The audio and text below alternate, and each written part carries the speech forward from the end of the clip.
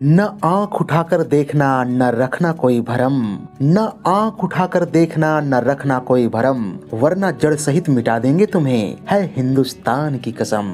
नमस्कार दोस्तों, मैं हूँ राम अवतार और आप देख रहे हैं थोड़ी फिल्म थोड़ा म्यूजिक। आज का यह बेहद रोचक एपिसोड साल 1999 में आई अजय देवगन और अमिताभ बच्चन स्टारर फिल्म हिंदुस्तान की कसम पर केंद्रित होगा, जिसमें हम जानेंगे इस फिल्म से जुड़ी 13 खास अनसुनी बातें। देवगन्स फिल्म्स के बैनर तले इस फिल्म का निर्माण, निर्देशन व पटकथा लेखन किया था जाने माने स्टंट डायरेक्टर और अभिनेता अजय देवगन के पिता वीरू देवगन ने।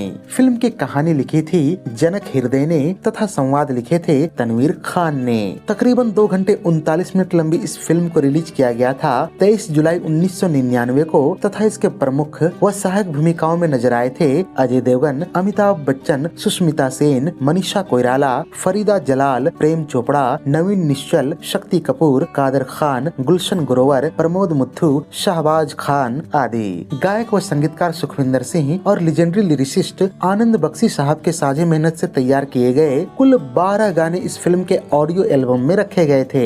इन गानों के बोल थे जलवा जलवा, तेरे दिल के पास, अखियां अखियां तेरे दिल में, मेरा दिल नैयो लगदा, मैं हिंदुस्तान हूँ, लव लव, यारा तेरी घूंट, रांझणावे, इशक बरांडी, इस पार सरहद के और हिंदुस्तान की कसम। फिल्म के इन गीतों में अपनी मधुर आवाज दी थी उदित नारायण, सोनू निगम, अभिजीत भट्टाचार्य, आशा भोसले, अनुराधा पौडवाल, साधना सरगम, अलका याग्निक, पूर्णिमा, सुखविंदर सिंह और जसपिंदर नरूला ने। चलिए अब जान लेते हैं इस फिल्म से जुड़ी 13 खास अनसुनी बातें। फैक्ट नंबर 1, फिल्म हिंदुस्तान की कसम साल 1999 में सर्वाधिक कमाई करने वाली फिल्मों के 7वें स्थान पर रही थी। इसका कुल बजट था 13 करोड़ रुपए तथा इसने बॉक्स ऑफिस पर 13 करोड़ 96 लाख रुपए कमाए थे। इस लिहाज से फिल्म को औसत घोषित किया गया था। इस साल कमाई के मामले में पहले स्थान पर रही फिल्म हम साथ साथ है, जिसने 39 करोड़ 17 लाख रुपए कमाए और ब्लॉकबस्टर कहलाई। दूसरे स्थान पर रही फिल्म बीवी नंबर 1, जिसने 25 करोड़ 58 लाख रुपए कमाए और सुपरहिट कहलाई। तथा तीसरे स्थान पर रही फिल्म हम दिल दे चुके सनम, जिसने 24 करोड़ 76 लाख रुपए कमाए और यह हिट करार दी गई। फैक्ट नंबर 2, फिल्म के निर्माता निर्देशक वीरू देवगन जैसे मशहूर स्टंट डायरेक्टर हों और उसमें जबरदस्त स्टंट सीक्वेंस न देखने को मिले, ऐसा कैसे हो सकता है। फिल्म के शुरुआती कुछ मिनटों में अजय देवगन के द्वारा किए गए स्काई डाइविंग के जो दृश्य आप देखते हैं, दरअसल उसकी शूटिंग हॉलीवुड के टेक्नीशियंस के देख रेख में हुई थी। इसकी शूटिंग के लिए बकायदा अजय देवगन और कैमरामैन ने 14,000 फीट की ऊंचाई पर ट्रेनिंग लिया था। गौरतलब है कि शूटिंग के दौरान जहां अजय देवगन और उनका सह कलाकार बिना वजन लिए ही आसमान से कूदे, जबकि कैमरामैन ने अपने हेलमेट पर 20 से 25 केजी का कैमरा भी लगा रखा था। इसके अलावा फिल्म के क्लाइमेक्स में हेलीकॉप्टर से प्लेन पर कूदने वाले दृश्य की शूटिंग के लिए भी अजय देवगन ने विदेश में ही ट्रेनिंग ली थी, क्योंकि उन दिनों भारत में ऐसी ट्रेनिंग की व्यवस्था नहीं थी।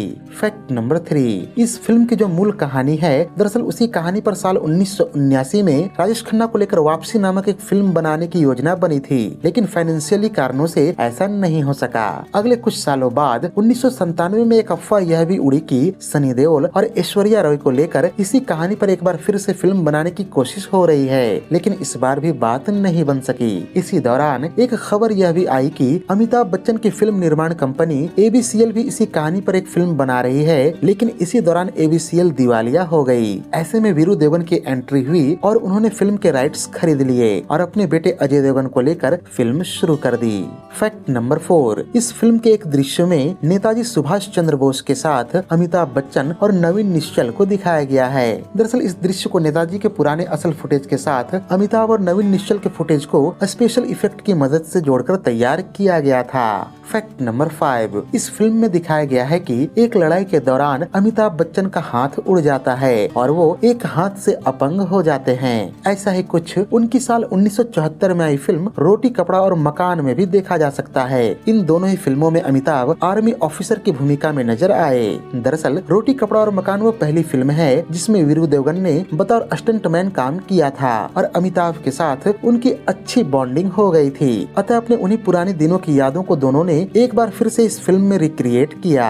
फैक्ट नंबर 6, वीरू देवगन ने साल 1996 में जब इस फिल्म की घोषणा की थी, उस इस वक्त इसका नाम हिंदुस्तान रखा जाना तय हुआ था और फिल्म में अजय देवगन के अपोजिट काजोल को साइन किया गया था, लेकिन बाद में काजोल फिल्म का हिस्सा नहीं बन सकी और इसका नाम भी हिंदुस्तान से बदलकर हिंदुस्तान की कसम कर दिया गया। फैक्ट नंबर 7, वीरू देवगन ने शुरू में इसे एक मल्टी स्टारर फिल्म के तौर पर प्लान किया था और इसमें अमिताभ बच्चन, अजय देवगन, सनी देओल, संजय दत्त, अक्षय कुमार और आदित्य पंचोली को लेने वाले थे, लेकिन भिन्न भिन्न कारणों के चलते सनी देओल, संजय दत्त, अक्षय कुमार और आदित्य पंचोली इसका हिस्सा नहीं बन सके और अंत में केवल अमिताभ बच्चन और अजय देवगन ही बचे। फैक्ट नंबर 8, यह वो पहली फिल्म है जिसमें सुखविंदर सिंह ने संगीत दिया था, अन्यथा इससे पहले तक वो बतौर गायक ही प्रसिद्ध थे। कहा जाता है कि इस फिल्म के संगीत के लिए वीरू और अजय देवगन ने कई संगीतकारों के म्यूजिक सैंपल सुने थे, लेकिन कोई भी उन्हें पसंद नहीं आया। इसी दौरान एक दिन सुखविंदर सिंह उनसे मिले और उन्हें अपना संगीत सुनाया और वो फिल्म के लिए अंतिम रूप से चुन लिए गए। बताता चलूं कि इस फिल्म के संगीत को तैयार करने के लिए सुखविंदर सिंह ने 6 से 8 महीनों का समय लिया था। फैक्ट नंबर 9, इस फिल्म में सुष्मिता सेन को एक मॉडल के रूप में दिखाया गया है जो मिस इंडिया और मिस यूनिवर्स का खिताब जीतती है। फिल्म के जिस दृश्य में सुष्मिता सेन को मिस यूनिवर्स बनते दिखाया गया है, दरअसल वो साल 1994 के वो असल फुटेज है जब उन्होंने वास्तव में यह खिताब अपने नाम किया था। फैक्ट नंबर 10, यह अजय देवगन की डबल रोल वाली पहली फिल्म रही जहां उनके द्वारा निभाए गए दोनों किरदार एक साथ एक दृश्य में नजर आए। इसी साल आई फिल्म गैर में भी उन्होंने पिता पुत्र की दोहरी भूमिका निभाई थी। हालांकि यहाँ यह फर्क था कि दोनों किरदार एक साथ पर्दे पर नहीं दिखे थे। इसके अलावा हिंदुस्तान की कसम अजय देवगन की वो पहली फिल्म भी रही जहाँ उन्होंने नकारात्मक किरदार निभाया था।